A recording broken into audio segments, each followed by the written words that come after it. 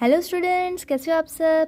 मेरी चैनल देवेश्वरी भट्ट में आपका फिर से स्वागत है। इस वीडियो में मैं लेकर आ गई हूँ लेक्चर नंबर 8 और इसमें हम बात करेंगे एक्सरसाइज 12.9 के बारे में। तो एक्सरसाइज 12.9 का क्वेश्चन कुछ इस तरीके से है। A 12.5 electron volt electron beam is used to bombard gaseous hydrogen at room temperature. What series of wavelengths will be emitted. तो हमें फाइंड करनी है सीरीज ऑफ वेवलेंथ्स जो कि एमिट हो रही है। कब एमिट हो रही है कि जब हम ये इलेक्ट्रॉन बीम जो है 12.5 इलेक्ट्रॉन वोल्ट का इलेक्ट्रॉन बीम जो है इतनी एनर्जी वाला, ये इलेक्ट्रॉन बीम जब बॉम्बार्ड हो रहा है गैसियस हाइड्रोजन पे, ये गैसियस हाइड्रोजन है एट रूम टेम्परेचर पे, वो अभी है, लेकिन जब ये बॉम्बार्ड हो रहा है गैसियस हाइड्रोजन पे इलेक्ट्रॉन बीम, तब क्या होता है, कुछ रेडिएशंस एमिट हो रहे हैं। तो वो जो रेडिएशंस सीरीज ऑफ रेडिएशंस यानी अलग अलग रेडिएशंस एमिट हो सकते हैं। तो जो जो हमें पॉसिबिलिटीज़ है रेडिएशन एमिट होने की, वो अलग अलग रेडिएशंस की हमें वेवलेंथ्स यहाँ पर फाइंड करनी है। तो आपको सबसे पहले क्वेश्चन समझ में आना चाहिए कि फाइंड क्या करना है, ठीक है। तो इस क्वेश्चन को अलग अलग तरीके से बोर्ड में भी पूछा जा सकता है।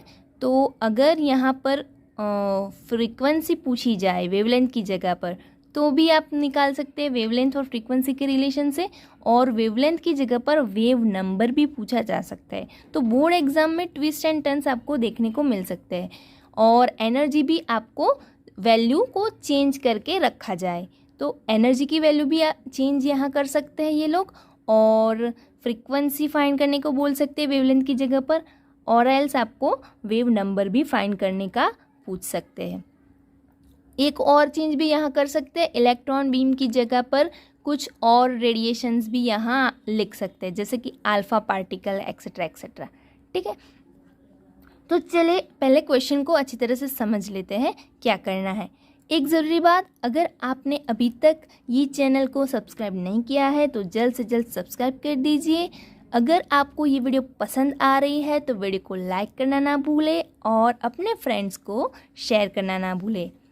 तो चलिए वीडियो को आगे बढ़ाते हैं और समझ लेते हैं आखिर ये क्वेश्चन कहता क्या है। तो हमें दिया गया है कि गैसियस हाइड्रोजन जो है वो रूम टेम्परेचर पे है। अभी रूम टेम्परेचर मतलब हाइड्रोजन जो है वो अभी ग्राउंड स्टेट पे है। ग्राउंड स्टेट यानी वो अभी n=1 लेवल पे है, अपना ग्राउंड स्टेट है। तो किसी भी लेवल की एनर्जी, हम ये इक्वेशन जो है हाइड्रोजन एटम के लिए, ये इक्वेशन बनता है एनर्जी का -13.6/n², और ये एनर्जी हमें मिलती है इलेक्ट्रॉन वोल्ट में। तो ये एनर्जी हम निकाल सकते हैं। तो अभी ग्राउंड स्टेट पे हमारा हाइड्रोजन है, तो ग्राउंड स्टेट पे कितनी एनर्जी होगी, तो ग्राउंड स्टेट मतलब n=1, ठीक है। तो ग्राउंड स्टेट की सबसे पहले हमको एनर्जी निकालनी होगी। फिर आगे हम बात करेंगे कि इलेक्ट्रॉन बीम जो है वो जब बॉम्बार्ड हो रहा है तभी उसकी एनर्जी कितनी बढ़ी, तो हमें वो भी निकालनी है। तो चलिए देखते हैं कैसे करना है। तो ये इक्वेशन आपको पता होना चाहिए सबसे पहले कि ये हाइड्रोजन एटम के लिए इक्वेशन है -13.6/n² इलेक्ट्रॉन वोल्ट। ये nth ऑर्बिट की एनर्जी का इक्वेशन है, nth लेवल की, ठीक है। देखिए, here it is given that initial gaseous hydrogen is eight room temperature. तो हाइड्रोजन जो है वो हमारा रूम टेम्परेचर पे है, और रूम टेम्परेचर मतलब कि हाइड्रोजन ग्राउंड स्टेट पे है। ये चीज़ आपको समझनी आनी चाहिए। अगर ये आपको एक बार पता चल गया तो आगे तो बहुत ही इजी सल्यूशन है। After that it absorbs the energy of bombarded electron, so energy of hydrogen increases. हो क्या रहा है यहाँ पर कि ये जो बॉम्बार्डमेंट हो रही है इलेक्ट्रॉन बीम की, देखिए इस फिगर में इलेक्ट्रॉन बीम की जो बॉम्बार्डमेंट हो रही है गैसियस हाइड्रोजन पे, और उसकी एनर्जी कितनी है 12.5 इलेक्ट्रॉन वोल्ट। तो वो ये इलेक्ट्रॉन बीम की जितनी एनर्जी है उस एनर्जी को लेकर यहाँ पर बॉम्बार्ड हो रहा है। तो ये जो एनर्जी है वो हाइड्रोजन एटम जो है वो एब्जॉर्ब कर लेगा। तो ऑलरेडी हाइड्रोजन एटम के पास अपनी ग्राउंड स्टेट एनर्जी थी, और ग्राउंड स्टेट एनर्जी कितनी थी, तो इस इक्वेशन पे हम अगर n इक्वल्स टू 1 रखते हैं तो En equals to -13.6 upon 1 square, यानी -13.6 इलेक्ट्रॉन वोल्ट उसके पास एनर्जी थी ग्राउंड स्टेट में। इतनी एनर्जी थी, और ये जो इलेक्ट्रॉन बीम इस पे बॉम्बार्ड हुआ तो उसकी एनर्जी जो थी 12.5 इलेक्ट्रॉन वोल्ट वो इस एटम ने एब्जॉर्ब कर ली, यानी हाइड्रोजन एटम की अभी एनर्जी बढ़ी, और हाइड्रोजन एटम अभी ग्राउंड स्टेट में नहीं है आफ्टर बॉम्बार्डमेंट, और वो एक्साइट होके कुछ हायर लेवल पे पहुंचा है। ठीक है, तो ये बात है। तो आपको पहले ये समझ लेना है कि क्वेश्चन क्या बोल रहा है। तो after that it absorbs energy of bombarded electron, so the energy of hydrogen increases. Initially at ground state n equals to 1, so E1 equals to -13.6 electron volt. तो ये इनिशियल स्टेट की एनर्जी है hydrogen के पास। अभी after bombardment क्या हो रहा है देखिए। So now after bombardment energy of hydrogen increases by 12.5 electron volt. ठीक है, तो 12.5 इलेक्ट्रॉन वोल्ट जितनी एनर्जी बढ़ जाती है। तो अभी टोटल एनर्जी हाइड्रोजन एटम के पास कितनी कलेक्ट हुई वो हमें फाइंड करना है। पहले -13.6 इलेक्ट्रॉन वोल्ट थी एनर्जी उसके पास ग्राउंड स्टेट पे, और अभी जो इलेक्ट्रॉन बीम जो है वो बॉम्बार्ड हुआ है हाइड्रोजन पे, और उसकी एनर्जी थी 12.5 इलेक्ट्रॉन वोल्ट, वो हाइड्रोजन एटम ने एब्जॉर्ब कर ली है। तो इतनी एनर्जी -13.6 में ऐड होगी। अगर ये एनर्जी ऐड हो जाती है तो टोटल एनर्जी अभी हाइड्रोजन एटम के पास बची है वो एनर्जी होगी -1.1 इलेक्ट्रॉन वोल्ट। तो इतनी एनर्जी अभी उसके पास है। तो इतनी एनर्जी अगर है इसके पास, so it must reach energy equivalent to this much energy level. ठीक है, तो आपको पता है कि अगर कोई भी एटम है उसके पास जो एनर्जी एब्जॉर्ब हो रही है, तो वो एनर्जी के इक्विवेलेंट जो भी लेवल होगा उस लेवल पे वो एटम पहुंचने का ट्राई करेगा।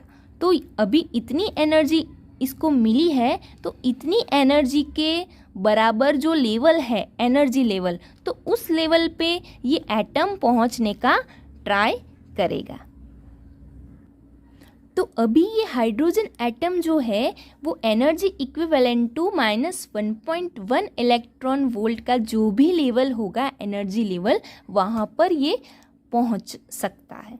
ठीक है, तो वहाँ पर एक्साइट होगा, अपने ग्राउंड स्टेट से वो वहाँ पर पहुँचने का ट्राई करेगा। Hence we need to find that level, कि वो कौन सा लेवल है जहाँ पर ये पहुँचेगा।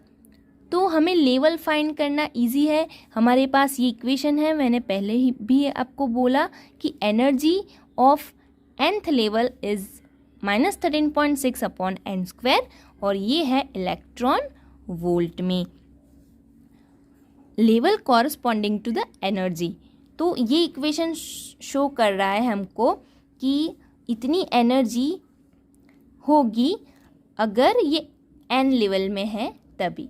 तो अभी एनर्जी कितनी हाइड्रोजन एटम के पास, -1.1 इलेक्ट्रॉन वोल्ट। तो इतनी एनर्जी से वो किस लेवल पे जा सकता है हाइड्रोजन एटम, तो वो लेवल हमें अभी फाइंड करना है। तो लेवल हम फाइंड कर देंगे इस इक्वेशन से, -1.1 equals to -13.6 upon n square. So n square की वैल्यू हमें मिलती है -13.6 अपॉन ये 1.1 नीचे आ जाएगा, n स्क्वायर यहाँ चला जाएगा। सो n स्क्वायर की वैल्यू हमें मिलती है, ये डिवाइड करेंगे तो मिलेगी 12.36। ठीक है, 12.36। नाउ अंडर रूट ले लेंगे दोनों साइड पर, तो हमें n की वैल्यू मिल जाएंगी 3.549। तो ये जो वैल्यू है वो क्वांटम नंबर पे नहीं है। हमें पता है कि जो लेवल्स होते हैं वो क्वांटम नंबर पे होते हैं, यानी कि बीच के कोई नंबर्स नहीं होते, वन डिस्क्रीट नंबर्स होते हैं, 1 2 3 4 5 6 7 8 ऐसे करके लेवल्स होते हैं। तो यहाँ पर जो वैल्यू मिली है हमें वो है डेसिमल में। तो डेसिमल में वैल्यू है, इसका मतलब ये हुआ कि ये या फिर ये लेवल 3 है या फिर 3 से कम लेवल है, लेकिन इसके नज़दीक का जो क्वांटम नंबर है वो 3 है, यानी ये एटम जो है वो 3 तक तो जा ही सकता है, n=3 तक तो पहुंच ही सकता है। 3.5 है यानी 4 तो नहीं हो सकता, क्योंकि अगर n=4 पे चला जाएगा तो एनर्जी बढ़ जाएगी, लेकिन इतनी एनर्जी इसके पास है नहीं कि वो 4th लेवल तक जा सके। 3.5 लेवल, अभी 3.5 लेवल अवेलेबल नहीं है, तो 3 लेवल तक तो पहुंच ही जाएगा। So it can go up to 3, n=3 level. यानी हमें अभी इतना पता चला कि ये जो इलेक्ट्रॉन जो बॉम्बार्ड हुआ है गैसियस हाइड्रोजन पे, इससे जो हाइड्रोजन एटम पहले ग्राउंड स्टेट पे था वो अभी n=3 लेवल पे जा सकता है। इतनी एनर्जी उसने एब्जॉर्ब कर ली है।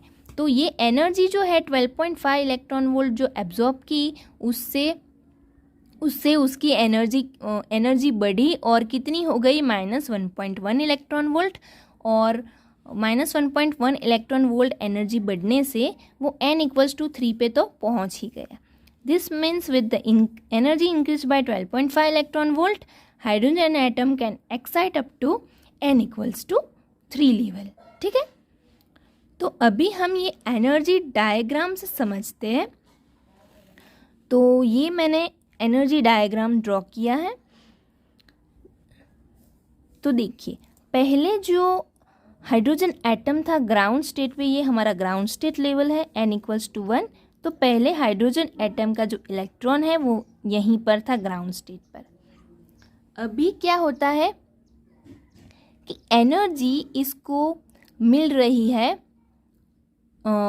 इलेक्ट्रॉन बीम से, तो वो n=3 लेवल तक जा सकता है, वो हमने देखा। यानी कि वो n=2 तक भी जा सकता था, तो 2 तक भी जा सकता है और 3 तक भी जा सकता है, लेकिन 4 तक नहीं जा सकता क्योंकि उसमें ज़्यादा एनर्जी चाहिए। तो 4 तक तो नहीं जा सकता क्योंकि हमारा n निकल के आया 3.5, यानी 3 तक जा सकता है। ये ग्राउंड स्टेट n=1 है, सो 1 से वो 2 तक जा सकता है या तो फिर बहुत 3 तक जा सकता है। तो ये पॉसिबिलिटी मैंने ब्लू पेन से ड्रॉ की है कि या तो फिर 2 तक गया होगा या तो 3 तक गया होगा। अभी ये जो इलेक्ट्रॉन है हाइड्रोजन का, वो अगर 2 तक जाता है तो वो कोई भी इलेक्ट्रॉन जो है वो एक्साइटेड स्टेट में बहुत टाइम तक नहीं रह सकता। उसका एक्साइटेशन टाइम होता है अराउंड 10⁻⁻8 सेकेंड। तो आप सोचो कि माइक्रो सेकेंड से भी कम टाइम तक वो एक्साइटेड स्टेट में रहता है। तो वो एक्साइटेड स्टेट में रहेगा 10⁻⁸ सेकेंड तक और वापस वो अपने ओरिजिनल स्टेट में आना चाहेगा। तो हाइड्रोजन का ओरिजिनल स्टेट क्या है? ग्राउंड स्टेट है एट रूम टेम्परेचर, तो वो ग्राउंड स्टेट है। तो ये सेकेंड लेवल पे चला गया, अभी वो 10⁻⁸ सेकेंड तक यहाँ रुका और फिर वापस आएगा अपने ग्राउंड स्टेट पे। और जैसे ही वो हायर एनर्जी लेवल से लोअर एनर्जी लेवल पे आता है तो क्या हो रहा है कि हाई एनर्जी से वो लो एनर्जी एक्वायर करता है, यानी कि एनर्जी उसकी कुछ लॉस हुई। एनर्जी जो लॉस हुई है वो एनर्जी रेडिएशन के फॉर्म में एमिट होगी। तो जब भी वो हाई से लो लेवल में आता है तभी कुछ एनर्जी है वो बाहर एमिट होगी, जो है एनर्जी लॉस, क्योंकि कुछ एनर्जी लॉस करनी पड़ेगी लो लेवल में जाने के लिए, तभी वो लो लेवल में जाएगा। तो जो एनर्जी लॉस कर रहा है वो रेडिएशन के फॉर्म में एमिट होगी। ठीक है, तो यहाँ पर रेडिएशन एमिट होगा और उस रेडिएशन की कुछ वेवलेंथ होगी, तो वो वेवलेंथ एमिट होगी। तो यहाँ पर ये सेकंड लेवल से फर्स्ट लेवल पर आ रहा है, इसलिए मैंने यहाँ पर λ21 लिखा है। तो ये एक लैम्बडा हमें मिला। तो ये एक वेवलेंथ हो सकती है जो एमिट हो रही है। दूसरी कौन सी वेवलेंथ हो सकती है जो एमिट होगी? तो अगर ये इलेक्ट्रॉन सेकंड लेवल पे न जाकर डायरेक्ट थर्ड लेवल पे एक्साइट होता है, ये सेकंड पॉसिबिलिटी है कि अगर जो हाइड्रोजन एटम है वो ग्राउंड स्टेट से सीधा थर्ड लेवल पे एक्साइट हो गया। अगर थर्ड लेवल पे एक्साइट हो गया तो वहाँ पर भी बहुत देर तक नहीं रुकेगा, अप्रॉक्सीमेट 10⁻⁸ सेकेंड तक रुकेगा और फिर वो वापस अपने लोअर लेवल्स पे आना चाहेगा, ग्राउंड स्टेट पे आना चाहेगा। ठीक है, तो वो ग्राउंड स्टेट पे आने से पहले वो पहले क्या करेगा कि एक्साइट हुआ है और यहाँ पहुँच गया n=3 और n=3 से वापस वो अपने एक स्टेप लोअर एनर्जी लेवल पे आएगा।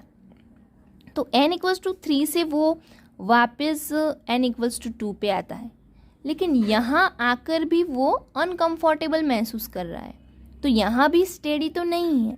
ठीक है, लेकिन ये हाई एनर्जी से n=2 भी एक लोअर एनर्जी लेवल है, 3 से लोअर एनर्जी लेवल है, तो यहाँ आने पर भी वो एनर्जी कुछ उसको लॉस करनी पड़ेगी और ये जो एनर्जी लॉस है वो रेडिएशन के फॉर्म में एमिट होगा और वो जो रेडिएशन है उसकी वेवलेंथ कुछ होगी और उसको हमने नाम दिया है λ32।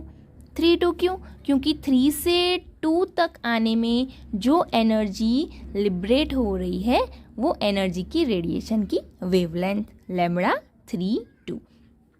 अभी वो यहाँ पर आ गया, सेकेंड लेवल पे आ गया 3 से, यहाँ पर भी वो अनकंफर्टेबल महसूस करेगा, स्टेडी नहीं होगा, स्टेबल नहीं होगा और यहाँ पर भी वो बहुत देर तक नहीं रुकेगा और स्टेबल होना चाहेगा और स्टेबल होने के लिए वो वापस सेकेंड लेवल जो है n=2 से अपना जो ग्राउंड स्टेट है वहाँ पर आना चाहेगा। तो यहाँ से भी वो वापस आना चाहेगा। तो ये पॉसिबिलिटी हो सकती है कि वो डायरेक्ट भी 3 से 1 पे आ जाए। ठीक है, तो डायरेक्ट भी 3 से 1 पे आए तब भी एनर्जी कुछ लॉस होगी और रेडिएशन एमिट होगी। तो रेडिएशन एमिट होगी λ31। कब? कि जब इलेक्ट्रॉन n=3 पे आया था लेकिन वो एक्साइटेड स्टेट में बहुत देर तक नहीं रुका और वो स्टेबल होना चाह रहा है, यानी ग्राउंड स्टेट पे आ गया। तो ग्राउंड स्टेट पे जब आया तो एनर्जी उसको कुछ लॉस करनी होगी क्योंकि यहाँ हायर लेवल है, यहाँ लोअर लेवल है। तो एनर्जी जो लॉस होगी वो रेडिएशन के फॉर्म में होगी और ये जो रेडिएशन होगी उसकी कुछ वेवलेंथ होगी λ31। तो 31 हमने नाम दिया है क्योंकि 3 से 1 तक आने में जो रेडिएशन एमिट हुई उसकी वेवलेंथ। ठीक है, तो यहाँ पर 3 पॉसिबिलिटीज़ है, या तो वो 2 पे पहुँचा और 2 से 1 पे आ गया, या तो फिर वो 3 पे पहुँचा और 3 से 2 पर आ गया। तो 2 से वापस 1 पर यहाँ भी एक पॉसिबिलिटी है, लेकिन 2 और 1 की पॉसिबिलिटी हमने पहले ही बता दी है। तो यहाँ पर जो वेवलेंथ एमिट होगी ना, ये 2 पे आया फिर 2 से वापस 1 पे आने में जो एनर्जी लिबरेट होगी वो सेम ही होगी। तो λ21 सेम ही रहेगा, तो 2 बार हमें फाइंड नहीं करना है। लेकिन ये जो केस है λ32 वाला, तो वो 2 पे आके स्टेडी तो नहीं रहने वाला, 2 से वापस 1 पे आने ही वाला है। लेकिन 2 से वापस 1 आने में जो रेडिएशन एमिट होगी वही रेडिएशन वाला हमने पहले केस डिस्कस कर लिया है, तो वही λ21 यहाँ भी मिलेगा।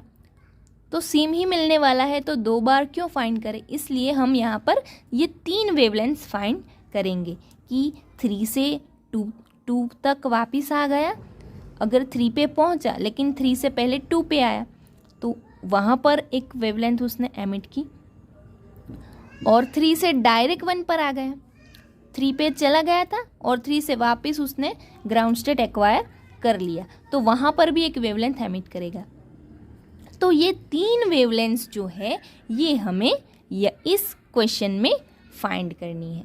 तो ये आप अच्छी तरह से इस डायग्राम से समझ गई होगी कि अभी ये केस क्या चल रहा है। ठीक है, तो अभी हमें इसमें फाइंड क्या करना है वो तो हमें पता ही है। तो अभी फाइंड कैसे करें, क्वेश्चन समझ आ गया, करना क्या है। वेवलेंथ जो फाइंड करनी थी, तो कौन सी वेवलेंथ फाइंड करनी थी वो तो हमें पता चल गया। तो हमें ये फाइंड करना है λ21, λ32 एंड λ31। अभी आपको पता है कि जो n इक्वल्स टू 1 लेवल पे आने से रेडिएशन एमिट हो रही है उसको हम बोल रहे हैं लाइमैन सीरीज, एंड जो 2 पे आके एमिट हो रही है उसको हम बोल रहे हैं बामर सीरीज। ये आपको पता है, ठीक है। तो अभी हमें लैम्ब्डा की जो इक्वेशन है उस इक्वेशन के मदद से हमें आगे की प्रोसेस कंटिन्यू करनी है। अभी आपको ये इक्वेशन पता होगा कि 1/λ की जो इक्वेशन है इक्वल्स टू आर यानी Rydberg constant into 1/nf² minus 1/ni²। और ये f और i क्या है? f यानी फाइनल लेवल, i यानी इनिशियल लेवल, और लैम्ब्डा को जो हम डिनोट करते हैं कि किस लेवल से किस लेवल तक जा रहा है, IF। फाइनल लेवल यानी कि जिस लेवल पे इलेक्ट्रॉन जा रहा है, और इनिशियल लेवल यानी कहाँ से जा रहा है। जैसे कि हमने आगे देखा कि इलेक्ट्रॉन जो है वो थर्ड लेवल से डायरेक्ट फर्स्ट लेवल पे आया, तो थर्ड लेवल हमारा वहाँ पर इनिशियल हो गया और कहाँ पर आया कि फर्स्ट लेवल पे, तो वो फाइनल लेवल, फर्स्ट लेवल। तो जब भी फर्स्ट लेवल पे आ रहा है कोई भी इलेक्ट्रॉन आगे हायर लेवल से, तो वहाँ पर जो लैम्ब्डा एमिट हो रहा है, वेवलेंथ एमिट हो रही है, उसको हम लाइमैन सीरीज बोल रहे हैं। और जब भी वो सेकेंड लेवल पर आ रहा है आगे के लेवल से, तो उस ट्रांजिशन को हम बामर सीरीज बोल रहे हैं। और उसमें आपने वो थियरी में ये इक्वेशन पढ़ी होगी, और ये इक्वेशन कहाँ से आती है? बोर्स की जो एनर्जी की इक्वेशन है वहाँ से ही ये इक्वेशन आ रही है। और उसमें जो आर जो है रेडबर्ग कांस्टेंट, वो सभी कांस्टेंट्स जो आते हैं, मास, प्लैंक्स कांस्टेंट, एप्सिलॉन नॉट, फिर सी वेलोसिटी ऑफ लाइट, ये सभी कांस्टेंट्स उसमें आ रहे हैं रेडबर्ग कांस्टेंट में, और उस एक्सप्रेशन को हम रेडबर्ग कांस्टेंट बोल रहे हैं। और उसकी वैल्यू निकल के आ रही है, बामर्स इम्पिरिकल फार्मूला से ये वैल्यू निकल के आ रही है 1.097 into 10⁷ metre inverse.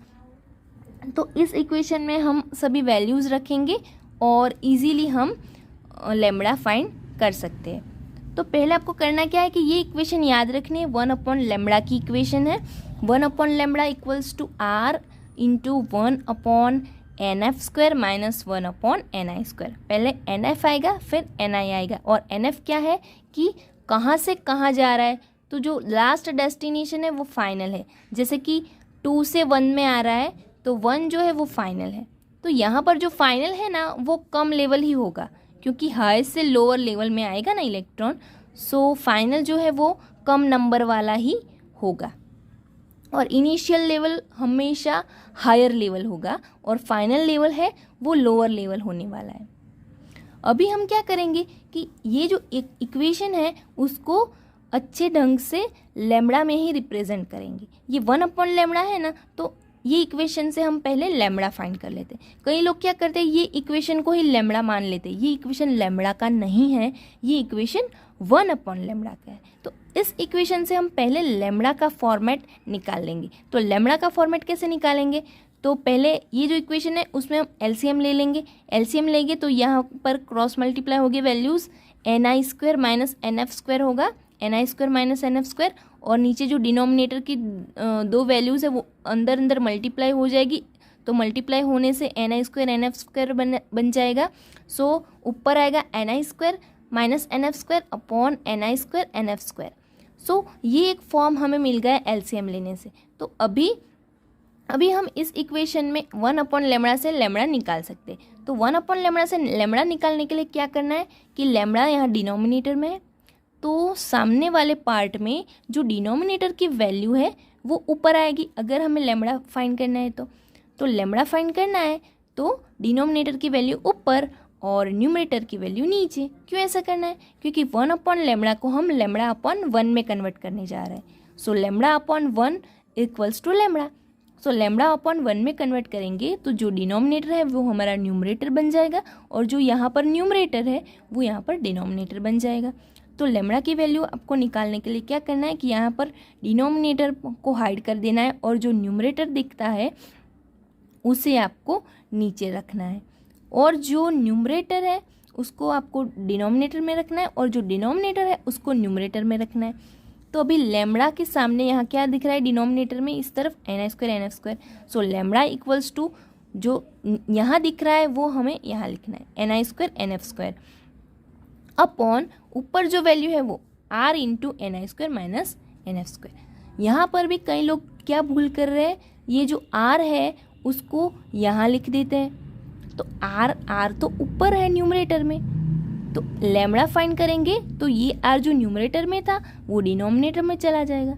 So lambda equals to ni² nf² upon जो ऊपर वाली वैल्यू है वो नीचे आएगी r into ni² nf²। So lambda की इक्वेशन ये बनेगी। ठीक है, लैम्बडा की इक्वेशन आपको हर बार बनानी है, याद नहीं रखनी है। अगर याद करने जाओगे तो कुछ ना कुछ गलती ही करके आओगे। तो आपको ये 1/लैम्बडा का फॉर्म याद रखना है, वहीं से एलसीएम ले लेना है और एलसीएम लेने के बाद ये इक्वेशन जो बनता है फिर उसमें से आपको लैम्बडा फाइंड कर देना है। लैम्बडा कैसे फाइंड करेंगे, डिनोमिनेटर न्यूमरेटर एक्सचेंज कर देंगे।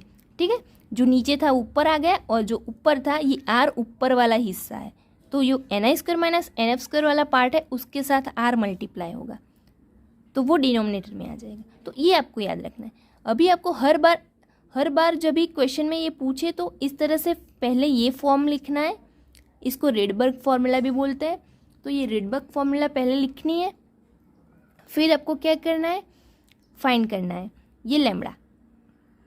ठीक है, अभी ये फॉर्म हमें मिल गया है तो अब क्या करना है कि जो लेवल्स की वैल्यू है इसमें रखनी है और आंसर आपको मिल जाएगा। तो पहले हमें 3 लैम्बडास फाइंड करने थे। पहला था लैम्बडा 2 1, दूसरा था लैम्बडा 3 1 और तीसरा था लैम्बडा 3 2। 3 से 2 पे आ रहा है, तो 3 लैम्बडा फाइंड करने हैं। अभी लैम्बडा 2 1 है, 2 1 यानी इनिशियल सेकेंड लेवल पे है और फाइनल फिर फर्स्ट लेवल पे आता है। तो इनिशियल ni की वैल्यू 2 है और nf की वैल्यू 1 है, फाइनल लेवल 1 है। सो ni² 1² into 2² nf² upon r की वैल्यू 1.097 इंटू 10⁻⁷। तो r की वैल्यू तो आपको याद ही रखनी है, बहुत इंपॉर्टेंट है। अगर आप ये वैल्यू भूल जाते हो तो ये सम सॉल्व नहीं कर पाओगे। ठीक है, फिर आपको क्या करना होगा कि r की वैल्यू जो कांस्टेंट, अलग अलग कांस्टेंट का जो इक्वेशन है उसमें वैल्यू पुट करनी पड़ेगी। उससे अच्छा है ये वैल्यू याद कर लो। ठीक है, फिर इंटू ब्रैकेट है ni² nf²। सो ni² क्या है, इनिशियल किस लेवल पे था, सेकेंड लेवल पे फर्स्ट लेवल पे आया, फाइनल फर्स्ट लेवल। सो 2² - 1², और ये वैल्यू निकल के आती है ni² nf² 1² इंटू 2²। सो ऊपर आएगा 4 और नीचे 2² - 1², सो 4 - 1। फिर हमें नीचे मिला 4 - 1 3। और आपको क्या करना है, ये जो माइनस जो हम कर रहे हैं उसको ब्रैकेट में ही आखिर तक रखिए और फिर ब्रैकेट ओपन कीजिए। जब आप 4 - 1 कर रहे हो फिर ब्रैकेट ओपन कीजिए। पहले से आप मल्टीप्लाई कर दोगे एक एक करके तो वो कैलकुलेशन कॉम्प्लेक्स हो जाएगी। उससे अच्छा है आप ब्रैकेट में ही रखो एंड तक, फिर 4 - 1 जब आए तो 4 - 1 3, तो यहाँ पर ब्रैकेट ओपन हो जाएगी और फिर इस 3 को आप 1.097 से मल्टीप्लाई कर दीजिए। ठीक है, अभी इसको मल्टीप्लाई करेंगे और पहले 4 डिवाइड बाई 1.07 डिवाइड बाई 3 करेंगे तो ये आंसर आ गया 1.215। और ये जो 10⁻7 नीचे जो है वो ऊपर चला जाएगा तो प्लस पावर माइनस हो जाएगी। So 10⁻7 metre. ये रिडबर्ग कांस्टेंट है मीटर इनवर्स में, तो मीटर इनवर्स यूनिट ऊपर चला जाएगा तो मीटर बन जाएगा। तो अब अभी हमें क्या मिल रहा है, अभी हम क्या करेंगे, राउंड ऑफ कर देंगे। डेसिमल के बाद 2 डिजिट तक हम राउंड ऑफ करेंगे, क्योंकि यहाँ पर जो सिग्निफिकेंट फिगर है वो 3 सिग्निफिकेंट फिगर्स है, क्योंकि एनर्जी जो थी हमारी वो क्या थी 12.5 इलेक्ट्रॉन वोल्ट, यानी 3 सिग्निफिकेंट फिगर्स। तो हमें आंसर भी 3 सिग्निफिकेंट फिगर्स में लाना है। तो राउंड ऑफ करेंगे, यहाँ पर 5 आगे ऑड है तो एक इंक्रीज होगी वैल्यू। सो 1.22 इंटू 10⁻⁷ मीटर। अभी हम क्या करेंगे, इसको नैनोमीटर में निकालना है तो -7 का -9 करना पड़ेगा हमें। तो कब -9 होगा कि जब हम 2 पॉइंट आगे ले जाते हैं, यानी ये छोटी वैल्यू को अभी हम बड़ा कर रहे हैं, ये 2 जो है उसको आगे ले जा रहे हैं, बड़ा कर रहे हैं। अगर बड़ा करेंगे 2 पॉइंट तो 2 माइनस करने होंगे, छोटे से 2 पॉइंट बड़ा कर रहे हैं तो 2 पॉइंट माइनस करने होंगे। सो 122 इंटू 10⁻⁻7 -2 सो -9। सो हमें मिल गया 122 नैनोमीटर। तो ये हमने λ21 फाइंड कर दिया। इसी मेथड से हम λ31 फाइंड करेंगे और λ32 भी फाइंड करेंगे। तो चलिए आगे देखते हैं।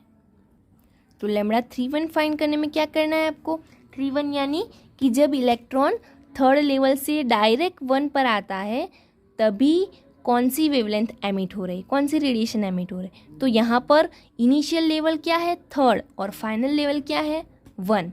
तो इनिशियल लेवल क्या है, थर्ड, और final 1। So initial minus final है, यहाँ पर आपको ध्यान रखना है। सो 1² इंटू 3² अपॉन 1.097 इंटू 10⁻⁷ इंटू 3² - 1²। वो जो फॉर्मूला थी वही अप्लाई करनी है। Ni और Nf की वैल्यूज़ यहाँ पर पुट करनी है। तो हमें मिल गया 3² 9 अपॉन 1.07 इंटू 10⁻⁷, और यहाँ पर 3² 9 - 1 9 - 1 8 यहाँ पर आ गया। और ये रिडबर्ग कांस्टेंट का यूनिट है मीटर इनवर्स। फिर आगे ये मीटर इनवर्स ऊपर चला जाएगा तो मीटर बन जाएगा। और यहाँ पर 9 डिवाइड बाई 1.097 करना है, फिर डिवाइड बाई 8 करना है, तो हमें वैल्यू मिलेगी 1.0255।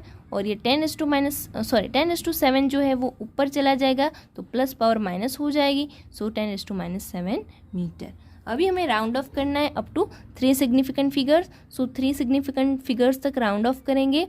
तो पीछे 5 है, ये 5 को राउंड ऑफ करना है, लेकिन आगे इवन नंबर है तो कुछ इंक्रीज नहीं होगा। सो यहाँ पर 1.02 ही बचेगा इंटू 10⁻7 मीटर। अभी हमें क्या करना है, इस छोटी जो वैल्यू है उसको बड़ा बनाना है। छोटी को बड़ा बनाएंगे, 2 पॉइंट उसको आगे ले जा रहा है, 0.2 को बड़ी बना रहा है, तो हमें 2 पॉइंट इसको हिलाना है, राइट। तो 2 पॉइंट आगे ले जा रहा है, यानी यहाँ पर 2 माइनस करना होगा। क्यों माइनस करना होगा, छोटी से बड़ी बना रही इसलिए। So -7 - 2 will be -9। So 102 into 10⁻⁹ metre, 10⁻⁹ क्या हो रहा है, नैनो। सो 102 नैनोमीटर। सो ये हमने फाइंड कर ली, λ31 फाइंड कर ली। अभी हम फाइंड करेंगे λ32। सो λ32 कैसे फाइंड करते हैं, ये जो फॉर्मूला थी हमारी सेम वही फॉर्मूला है, Nf² Ni² upon 1.097 into 10⁻⁷, that is Rydberg constant. और ये है हमारा Ni² minus Nf²। Initial third level से अगर वो 2 लेवल पे जा रहा है तभी कौन सी रेडिएशन एमिट होगी, तो this is 3 to 2। So from 3 to 2। So initial 3 है, फाइनल 2 है।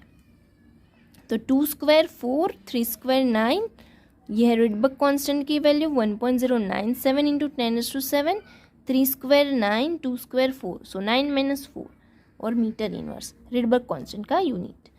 9 4 36 अपॉन 1.097 इंटू 10⁻⁷, 9 - 4 5। अभी आपको क्या करना है, 36 डिवाइड बाई 1.097 और फिर जो आंसर आता है उसको डिवाइड बाई 5 करेंगे तो मिलेगा 6.56 इंटू 10⁻⁷। ये 10⁻7 है, वो ऊपर चला जाएगा तो पावर नेगेटिव हो जाएगी, और मीटर इनवर्स ऊपर चला जाएगा, इसका यूनिट मीटर आ जाएगा। तो 6.56 इंटू 10⁻⁷ मीटर।